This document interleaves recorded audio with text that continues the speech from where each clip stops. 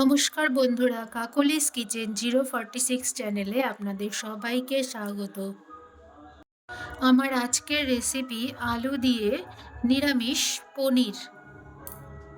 পনির বিভিন্ন রকমভাবে আপনারা রান্না করেছেন, একবার এভাবে রান্না করে দেখবেন, খেতে দুর্দান্ত স্বাদের হয়। ভাত, রুটি কিংবা লুচির সাথে খেতে খুবই টেস্টি লাগে। দেখুন দেখতেও কতটা সুন্দর হয়েছে। এভাবে পনির রান্না করলে পনিরগুলো নরম তুলতুলে হয়। আমার রেসিপিটা যদি আপনাদের ভালো লেগে থাকে তাহলে আমার চ্যানেলটা সাবস্ক্রাইব করার এবং পাশে থাকা বেল আইকনটি প্রেস করার অনুরোধ রইল। আমার চ্যানেলে পনিরের আরও আরেকটা রেসিপি দেওয়া আছে, আপনারা চাইলে সেটাও দেখতে পারেন। আসুন তাহলে আজকের রেসিপিটা শুরু করা যাক। এখানে আমি 200 গ্রাম পনির নিয়েছি। পনিরগুলোকে একটু চৌকো করে বড় সাইজের করে কেটে নিয়েছি। আর নিয়েছি 4টে মাঝারি সাইজের আলু। আলুগুলোকে আমি এভাবে ডুমো ডুমো করে ছোট ছোট করে কেটে নিয়েছি। আপনারা চাইলে আলুর পরিমাণটা কমিয়ে বা বাড়িয়েও নিতে পারেন। পনিরগুলোতে আমি বড় চামচে 4 ভাগের 1 ভাগ হলুদ, 4 ভাগের 1 ভাগ নুন, 4 ভাগের 1 ভাগ লঙ্কার গুঁড়ো আর 1 টিস্পুন সাদা তেল দিয়ে পনিরগুলোকে আমি আলতো হাতে মেখে নিচ্ছি। পনিরগুলো মাখার সময় হালকা করে মেখে নিতে হবে, বেশি চাপ দেওয়া যাবে না, চাপ দিলে পনিরটা ভেঙে যেতে পারে। পনিরটা মাখানো হয়ে গিয়েছে। আর নিয়েছি 2টো ছোটো এলাচ, 2 ইঞ্চি সাইজের একটা দারচিনি, সামান্য জয়িত্রী আর একটা তেজপাতা। এগুলোকে আমি শুকনো খোলায় ভেজে নিচ্ছি। ভাজার সময় একটা সুন্দর ফ্লেভার বেরোলে তখন আমি এটাকে নামিয়ে নেব। নামিয়ে আমি শিলে বেটে নেব। গ্যাসে একটা কড়াই বসিয়ে কড়াইটা গরম করে নিয়েছি। এতে আমি 6 টেবিল স্পুন সাদা তেল আর 1 টিস্পুন ঘি দিয়ে তেলটাকে আমি গরম করে নিয়েছি ভালোভাবে। এখন আমি পনিরগুলোকে ভেজে নেব। পনিরগুলো মোটামুটি একটু ভেজে নিলেই হবে, বেশি কড়া করে ভাজার দরকার নেই। কয়েক সেকেন্ড নেড়ে চেড়ে নিলেই পনিরটা ভাজা হয়ে যাবে। পনিরের এক পিঠ ভাজা হয়ে গিয়েছে, পনিরগুলোকে উল্টে দিচ্ছি। পনির ভাজার আগে যদি সামান্য একটু পনিরের গায়ে তেল মাখিয়ে নেওয়া যায় তাহলে পনিরটা ভাজার সময় পনিরগুলো ভেঙে যাবে না, পনিরগুলো গোটাই থাকবে। পনিরটা ভাজা হয়ে গিয়েছে, পনিরটা তুলে নিয়েছি। পনির ভাজার সময় গ্যাসের ফ্লেমটা মিডিয়াম টু লোতে রাখতে হবে। দেখুন আমি কিভাবে ভেজে নিয়েছি।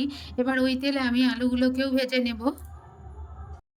আলুটা ভাজার সময় কয়েক সেকেন্ড নেড়ে চেড়ে তারপর সামান্য একটু নরম হয়ে এলেই এতে আমি 1/2 টিস্পুন নুন অ্যাড করে দিচ্ছি। নুন অ্যাড করে আরও 1 মিনিটের মতো আমি আলুগুলোকে ভেজে নেব একটু লাল করে।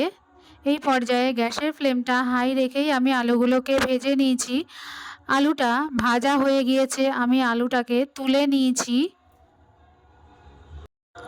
দেখুন আমি আলুগুলোকে কিভাবে ভেজে নিয়েছি। ওই তেলে আরও 3 টেবিল স্পুন সাদা তেল অ্যাড করে দিচ্ছি। একটা তেজপাতা দিয়ে দিলাম। এবারে 1 টেবিল স্পুন আদা বাটাও দিয়ে দিচ্ছি। দিয়ে আদাটাকে আমি কয়েক সেকেন্ড নেড়ে চেড়ে নেব।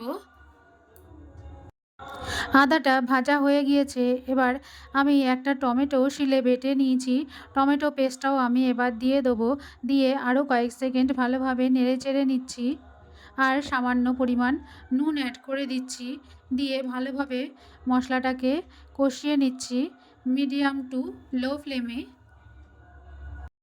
কয়েক সেকেন্ড নেড়ে চেড়ে নেওয়ার পর মশলাটা থেকে তেল ছেড়ে দিয়েছে, মশলাটা কষানো হয়ে গিয়েছে। এবার এর মধ্যে 1 টিস্পুন জিরে গুঁড়ো আর 1 টিস্পুন ধনে গুঁড়ো আর 1 টিস্পুন শুকনো লঙ্কার গুঁড়ো আর 1 টিস্পুন হলুদ গুঁড়ো আর 1/2 টিস্পুন নুন দিয়ে মশলাগুলোকে ভালোভাবে কষিয়ে নিচ্ছি। সামান্য পরিমাণ জল অ্যাড করে দিচ্ছি। দিয়ে মশলাগুলোকে ভালোভাবে কষিয়ে নিচ্ছি। মশলাটা কষানোর সময় গ্যাসের ফ্লেমটা মিডিয়াম টু লো রাখতে হবে, নয়তো মশলাটা পুড়ে যেতে পারে। মশলাটা থেকে তেল ছেড়ে দিয়েছে। এবার এর মধ্যে ভেজে রাখা আলুগুলো দিয়ে আমি আরও কয়েক সেকেন্ড নেড়ে চেড়ে আলুগুলোকে কষিয়ে নিচ্ছি।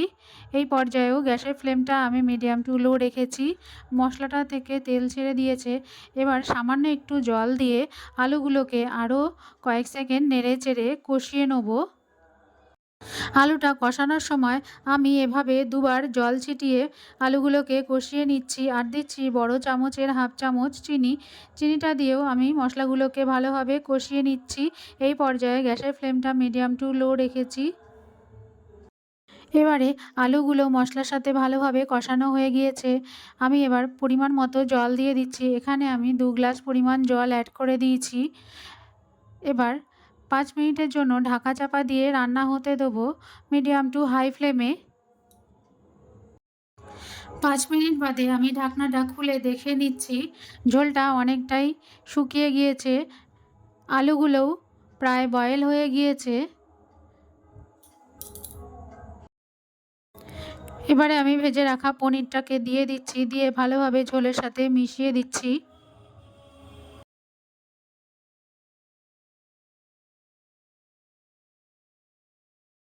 পনিরটাকে ঝোলের সাথে মিশিয়ে দিয়ে আমি আরও 1 মিনিটের জন্য পনিরটাকে রান্না করে নেব মিডিয়াম টু লো ফ্লেমে। ঝোলটা অনেকটাই এবার শুকিয়ে গিয়েছে 1 মিনিট বাদে। এবার এর মধ্যে বেটে রাখা গরম মশলা বাটাটাও আমি দিয়ে দিচ্ছি, দিয়ে ভালোভাবে ঝোলের সাথে মিশিয়ে দিচ্ছি। এই পর্যায়ে গ্যাসের ফ্লেমটা লো রাখতে হবে। কয়েক সেকেন্ড নেড়ে চেড়ে নেওয়ার পর পনিরটা সম্পূর্ণ রেডি হয়ে গিয়েছে। দেখুন পনিরটা কত সুন্দর রান্না হয়েছে, একটা পনিরও ভেঙে যায়নি আর দেখতেও কতটা সুন্দর হয়েছে। এবার গ্যাসটা অফ করে দিয়ে আমি এতে 2 টিস্পুন ঘি অ্যাড করে দিচ্ছি, দিয়ে ভালোভাবে পনিরগুলোর সাথে মিশিয়ে দিচ্ছি। নিরামিষ আলু পনিরের রেসিপি সম্পূর্ণ রেডি হয়ে গিয়েছে। আমি এবার একটা বোলে সার্ভ করে দিচ্ছি। দেখুন দেখতে কতটা সুন্দর হয়েছে। এভাবে আলু পনিরের রেসিপি রান্না করলে গরম ভাতের সাথে, রুটি কিংবা লুচির সাথে খেতে দুর্দান্ত স্বাদের লাগে। আমার রেসিপিটা যদি আপনাদের ভালো লেগে থাকে তাহলে আমার চ্যানেলটা সাবস্ক্রাইব করার এবং পাশে থাকা বেল আইকনটি প্রেস করার অনুরোধ রইল। আমার চ্যানেলে আরও একটা নিরামিষ পনিরের রেসিপি দেওয়া আছে, আপনারা চাইলে সেটাও দেখতে পারেন। ভালো থাকবেন, সুস্থ থাকবেন, আবার দেখা হবে নতুন কোনো রেসিপিতে।